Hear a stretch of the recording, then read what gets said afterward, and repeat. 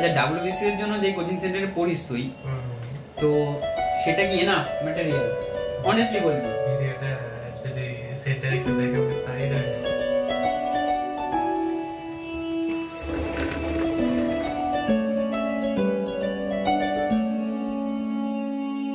ছটার দিকে ঘুম থেকে উঠে কিছুক্ষণ মেডিটেশন করে স্টাডি টেবিলটাকে গুছিয়ে নিলাম। যদিও গোছানোই ছিল, শুধু কি কি বই পড়বো সেগুলো চুজ করলাম। কি যে হচ্ছে এই কটা দিন বোঝা যাচ্ছে না। একদিন সকালে ফ্যান চালিয়ে বসতে হচ্ছে, আবার একদিন দুটো জামা পরেও বসতে হচ্ছে। ছোটবেলা থেকে প্রতিবারই দেখে এসেছি ফেব্রুয়ারিতে প্রচন্ড ঠান্ডা পড়ে, কিন্তু এবার জানি না কি হয়েছে, ফেব্রুয়ারি থেকেই গরম গরম পড়ে গেছে। তো চোখে মুখে একটু জলের ঝাপটা দিয়ে বেশি সময় নষ্ট না করে পড়তে বসে পড়ি। তো সকালে ঘুম থেকে উঠেই ভোকাব থেকে স্ক্যানার পড়ে নিই 1 ঘন্টা মতো। প্রিভিয়াস ইয়ারের ভোকাবগুলোই দেখছি আপাতত। সকালে ঘুম থেকে উঠে ব্রেনটা একটু ফ্রেশ থাকে, সেই জন্য ইংলিশ ভোকাবগুলো রাখার চেষ্টা করি। ভোকাব আগে সেরকম পড়িই নি, এই রিসেট শুরু করছি। তো সকালে 1 ওয়ার্ড সাবস্টিটিউট, অ্যান্টোনিম আর সিনোনিম দেখে নিই। পড়তে পড়তে আমার রুম পার্টনার যে সে চা বানাচ্ছিল, তো আমার জন্য 1 কাপ বানিয়ে দিল। এরপর ডাস্টবিনের নোংরাগুলো ফেলার জন্য বাইরে বেরোই। কাল ভালোই বৃষ্টি হয়েছে, তো মাঠে দেখছি এখনো জল জমে আছে। নোংরাগুলো ফেলেই রুমে চলে আসি। সকালে আমার একটা কাজ থাকে যে গাছগুলোকে একটুখানি রোদে দেওয়া। সূর্যি মামার দেখা তো এখানে পাওয়া যায় না, তবুও জানলা দিয়ে কিছুটা রোদ সকালে দেখা যায়। তো সকালে এখানে গাছগুলো রেখে দিই কিছুক্ষণের জন্য। এরপর আমি ফ্রেশ হয়ে নিই আর ব্রাশ করতে করতে রুমটাকেও গুছিয়ে নিই।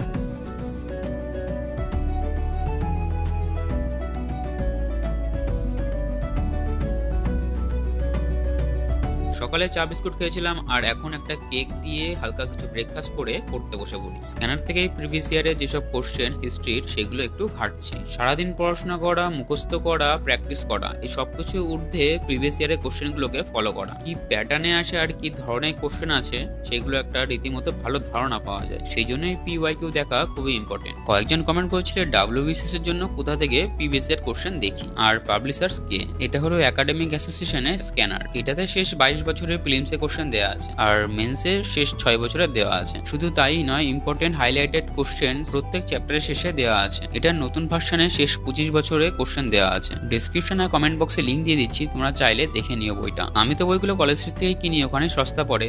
তো সেই প্ল্যানই হচ্ছিল আমার রুমমেটের সাথে। ছেলেটা মাঝে মাঝে বাড়িতে চলে যায়, তো ইন্ট্রোডিউস করানো হয়নি, তো আজ করিয়ে দিচ্ছি। এটা আমার রুমমেট বলতে পাশের রুমে থাকে। তোর নামটা বলে দাও বন্ধু।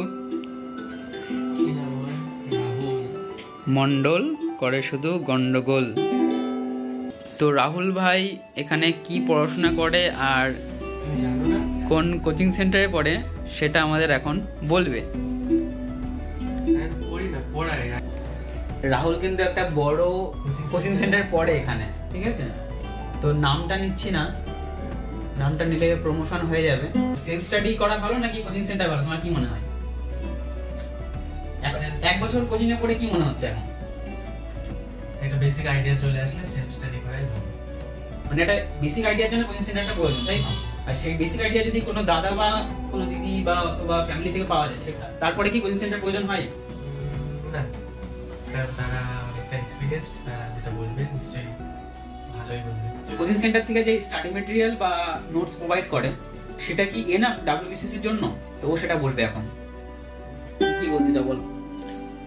WBCS তো সামনের বছর থেকে ডেসক্রিপটিভ হয়ে যাচ্ছে, তো এখন যে ম্যাটেরিয়াল গুলো প্রোভাইড করছে সেটা এনাফ নয়। আচ্ছা, আগে কি তাহলে এনাফ ছিল? তুমি কি বলতে চাও, অনেস্টলি বলবে? সাইডে তোমার কিছু না কিছু ব্যাকআপ করতেই হবে, শুধু কোচিং সেন্টারের ম্যাটেরিয়াল এনাফ না। যদি কেউ গাইড করতে পারে, আর ইউটিউবে এখন অ্যাভেলেবেল, অনলাইন এখন অ্যাভেলেবেল গাইডেন্স আছে, তো সেখান থেকে ওভারঅল একটা গাইডেন্স নিয়ে নিজে পড়াশোনা শুরু করে অবশ্যই সেটা ভালো হবে। কোচিং সেন্টারে লাখ লাখ টাকা, হাজার হাজার টাকা না দিয়ে। আর সব থেকে বড় কথা যে 1 বছর 2 বছর পড়ছো, তারপরেও যদি আলাদা বই পড়া লাগে, তাহলে কোচিং সেন্টারে আমি যাবো কেন? ওভারঅল আইডিয়া আমি একটা ইউটিউব থেকে হোক, কোনো এক্সপিরিয়েন্স কারো কাছ থেকে হোক, আমি নিয়ে নিজের মতো করে সেলফ স্টাডি পড়াশোনা শুরু করবো। আর এখন সেটাই করছি আমি। রাহুল ভাই, তোমার বাড়ি কোথায় তাহলে তুমি একটু বলে দাও। শেষ হয়নি ইন্ট্রোডাকশন? নদিয়াতে। রাহুল, তোমার বাড়ির পাশে? রাহুলের বাড়ি কিন্তু আমার বাড়ির থেকে 3-4টে স্টেশন দূরে, তো নদিয়াতেই ওর বাড়ি। আর রাহুলের রুমটা এখন আমি ইন্ট্রোডিউস করাবো। রাহুল এখানে শুয়ে আছে। রাহুল বলছে রুমে ওর জামা কাপড় ছড়ানো।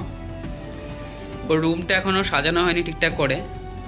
ও বাড়িতেই গেছিল মাঝখানে অনেক দিন, সেই জন্য দেখানো হয়নি। এই প্রথম আজকে এসছে, 2-1 দিন এসছে, 3-4 দিন এসছে। তো ওর চেয়ারটা ওখানে কেনা হয়নি, এটা হলো ওর রুম। ও দুটোই আমাদের রুম বলা যায় একসাথে। রুম ট্যুরের অনেকে ভিডিও চাইছিলে, রুম ট্যুরের আর কি ভিডিও দেবো, এই তো 2 আর্কের রুম একসাথে নিয়েছি আমরা। এই উপরের কাজগুলো এখনও কমপ্লিট করিনি, তো সেই জন্যই রুমটা কিছুটা আমাদের সস্তায় দিয়েছে। আর এখনও কিছু টাঙানোর মতো দড়ি হয়নি, সেই জন্য আর আগের দিন বৃষ্টি হচ্ছিল, সেই জন্য এখানে জামা কাপড়গুলো মেলে দিয়েছি। আর প্যান্টটার জন্য জায়গা পাচ্ছিলাম না, তো দড়ি টাঙিয়ে এটা রেখে দিয়েছি। আর এখানে কয়েকটা গাছ রাখার মতো জায়গা আছে, এই নোংরাগুলো ফেলতে হবে এখান থেকে। এটা ওয়াশরুম, আর এটা হলো সাইডে ছোট্ট একটা কিচেন। এটাও এখানে ভাঙা আছে, ঠিক করতে হবে। এটা মালিক বলে দিয়েছে ঠিক করে নিতে, তো টাকা উনি পেমেন্ট করে দেবে। আর এটাও ভাঙা আছে।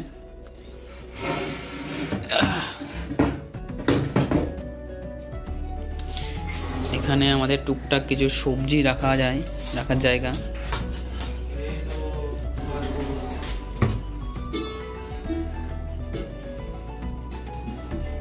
আর এটা তো সকালে একবার দেখালাম, কিছু গাছ আছে রোদ্রে দিয়েছি।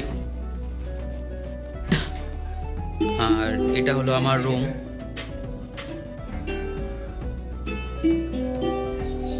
Study table. এখানে একটা ম্যাপ আছে, ইন্ডিয়ার ম্যাপ, আর ওয়ার্ল্ড, আর ওয়েস্ট বেঙ্গল। উপরে কয়েকজন গুরুদেবের ফটো আছে। টেবিলটা এখনো সাজানো নেই ঠিকঠাক করে, বইগুলো সেইভাবেই রাখা আছে, মোটামুটি সেইভাবেই পড়ছি। আর এটা হলো ছোট্ট একটা আমাদের দুজনেরই জামা কাপড় ব্যাগ ফ্যাগ রাখার জায়গা।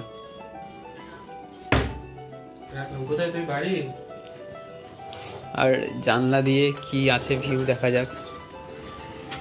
পাশেই বাড়ি, এই বাড়িতে গতকাল বিয়ে হচ্ছিল, তো সারাদিন শব্দ হয়েছে, আজকে আর শব্দ হচ্ছে না। সাইডে একটা পুকুর আছে। ব্রোকারেজ দিয়ে রুমটা আমাদের পড়েছে 6,500। জলটা এর মধ্যে ইনক্লুডেড, আর ইলেকট্রিক বিলটা আলাদা। রুম নিয়ে তোমাদের প্রচুর কমেন্ট আসে, রুম খুঁজে দাও, রুম খুঁজে দাও। আমি রুম কোথায় পাবো? আমি কি নিজে ব্রোকার? তো একটা হেল্প করতে পারি, যে এই ব্রোকার দাদা আমাদের রুম খুঁজে দিয়েছে তার নাম্বারটাই প্রোভাইড করতে পারি। ডেসক্রিপশনে টেলিগ্রাম গ্রুপের লিঙ্ক আছে, গ্রুপে গিয়ে আমার আইডিতে ডিএম করো, যাদের প্রয়োজন আমি নাম্বারটা দিয়ে দিচ্ছি। এই দাদার একটা জিনিস ভালো, বাজেট যাই হোক বাজেটের মধ্যেই রুম খুঁজে দেবে। ওভারঅল এই তো ছোট্ট রুমের রুম ট্যুর। আর হ্যাঁ বলে দিই, এই খাটটা কিনেছি আমি কত টাকায়? খাটটা কিনেছি 100 টাকায়। খাটটা খুব সস্তায় পড়ে গেছে আমার। রাহুল ক্লাস করছে। আর স্ট্রামিং প্যাটার্ন আমি ইউজ করব, ডাউন আপ চাক আপ আপ চাক আপ। তো গতকাল শর্টসের একটা ভিডিওতে বলেছিলাম যে সারাদিন ধরেই বই সার্চ করছিলাম, আর কিছু দাদা আর বন্ধুদেরও সাজেশন নিচ্ছিলাম। তো সেইগুলোই খাতায় নোট ডাউন করেছি। এটা একটা মোটামুটি ওভারঅল বুক লিস্ট সার্চ করে যা পেলাম। এবার এইগুলোর মধ্যে থেকে ফাইনাল করছি আজকে। তো যেগুলো ফাইনাল করব সেইগুলোই আজকে কিনতে যাব। এরপর 11টার দিকে খাওয়া দাওয়া সেরে আমরা বেরিয়ে পড়ি কেনাকাটার জন্য। প্রথমে বড়বাজার গেছিলাম, সেখানে কিছু কেনাকাটার ছিল। কলকাতায় বড়বাজার মার্কেটটা এতটাই বড় আর এত ভ্যারাইটিস মালপত্র আছে, সাথে সস্তা। যেটাই দেখছিলাম সেটাই মনে হচ্ছিল কিনে নিই। তো আমাদের সামনে একটা আতরের দোকান পড়লো। আতরের নাম তো শুনেছিলাম, কিন্তু কি জিনিস সেটা জানতাম না। তো সেটা দেখার জন্য দোকানে ঢুকেছিলাম। তো শেষে এই দুটো আমি আর রাহুল দুজন মিলে নিয়ে নিলাম। প্রায় 3-4 ঘন্টা কখন বেরিয়ে গেল বুঝতেই পারিনি। প্রচন্ড খিদে পেয়ে গেছিল, ধোসা খেয়ে রওনা দিলাম কলেজ স্ট্রিট দিকে। কি বই নেবো সেগুলো তো ফিক্সই ছিল, তবুও 1.5 ঘন্টা মতো লেগে গেল আমাদের বইয়ের দোকানে। শিয়ালদা থেকে 5:30 ট্রেন ধরে রাহুল বাড়িতে যেত আজ, কিন্তু আমার জন্য সেটা আর সম্ভব হলো না আজ। তো যাই হোক, দুজন মিলে দুটো চা খেয়ে আরো কিছু ম্যাপ কেনার ছিল, ম্যাপগুলো কিনে নিয়ে শিয়ালদা স্টেশনের দিকে রওনা দিলাম। এরপর রাহুল গেদে লোকাল ধরে বাড়ির দিকে রওনা দেয়, আর আমি রুমে চলে আসি। তো চা খাওয়ার পর মোবাইলটা সুইচ অফ হয়ে যায়, চার্জ একদমই ছিল না। তো টোটাল 5টা বই কিনেছি, আর টোটাল বিল হয়েছে আমার 2248 টাকা। টেকনোওয়াল থেকেই বইগুলো কেনা আমার। আমি মোটামুটি ওখান থেকেই কিনি, কলেজ স্ট্রিট গেলে একটা ওভারঅল ভালো ছাড় পাওয়া যায় প্রত্যেকটা বই। পলিটির জন্য নিয়েছি এম লক্ষ্মীকান্ত, মডার্ন হিস্ট্রির জন্য নিয়েছি সোনালী বানসাল, আর অ্যানশিয়েন্ট অ্যান্ড মেডিভেল হিস্ট্রির জন্য নিয়েছি পুনম দালাল দাহিয়া। রুম থেকে তো কনফার্ম ছিলই কোন রাইটারের কী কী বই আর কী কী ভার্সন নেবো, তো সেগুলো ওখানে নিয়ে নিই, বাকি বইগুলো সমস্যা হয়নি। কিন্তু ইকোনমির জন্যও কনফার্ম ছিল তোজামান হোসেন নেবো। তো দোকানে গিয়ে সাথে আমি নিতিন সিংহেনিয়ার যে সেকেন্ড এডিশন বেঙ্গলি ভার্সন সেটাও দেখাতে বলি। তো বইটা দেখে রীতিমতো পছন্দ হয়ে গেছিলো, কারণ গ্রাফের উপস্থাপনা এত সুন্দরভাবে বইটা দিয়ে আছে। জিওগ্রাফি যেমন ম্যাপ পয়েন্টিংটা খুব ইম্পর্টেন্ট, ম্যাপ দেখেই অর্ধেক পড়াটা ওখানে হয়ে যায় যদি ম্যাপ ভালো করে স্টাডি করা যায়, ঠিক সেরকম ইকোনমিতেও গ্রাফের ভূমিকাটা অতটা ইম্পর্টেন্ট।